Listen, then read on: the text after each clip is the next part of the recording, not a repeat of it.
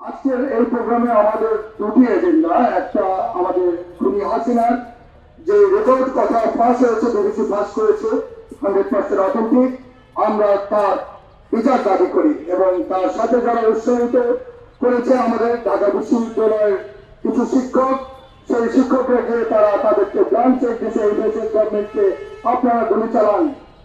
এর মধ্যে আমরা দেখি কিছু কতিপয় গুরুর শিক্ষক, আওয়ামী শিক্ষক, তারা বিবৃতি দিয়েছে এই সরকারের বিরুদ্ধে। এটা না ওটা, এটা করে না ওটা করে না। সেদিন আপনাদের বিবেক কোথায় ছিল? যেদিন আমাদের সন্তানদের গায়ে হাত তুলেছিল, অত্যাচার করেছিল, মার্ডার করেছিল, তখন তো আপনারা কোনো বিবৃতি দেন নাই, তখন তো তাদের পক্ষে আপনারা দাঁড়ান নাই। কেন আজকে আপনাদের মধ্যে হঠাৎ এই বিবেক আসলো? এটা আমার কোশ্চেন।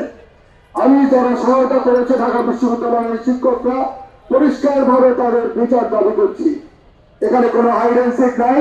তারা গণভবনে গেছে, ভিডিও ফুটেজ আছে, ইলেকট্রনিক প্রিন্ট মিডিয়ার সবকিছু আছে।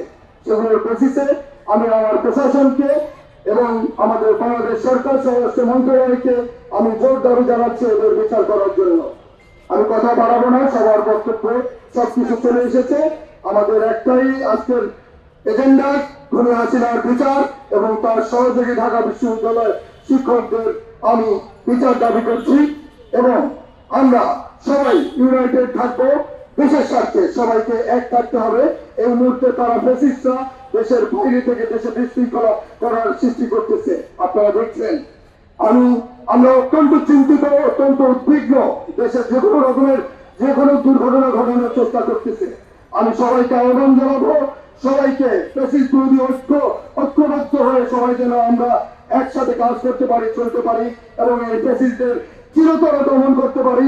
আর কোনোদিন এই ফ্যাসিস্ট হবে না, এই প্রত্যয় ব্যক্ত করে আমি আমার বক্তব্য শেষ করছি। খোদা হাফেজ।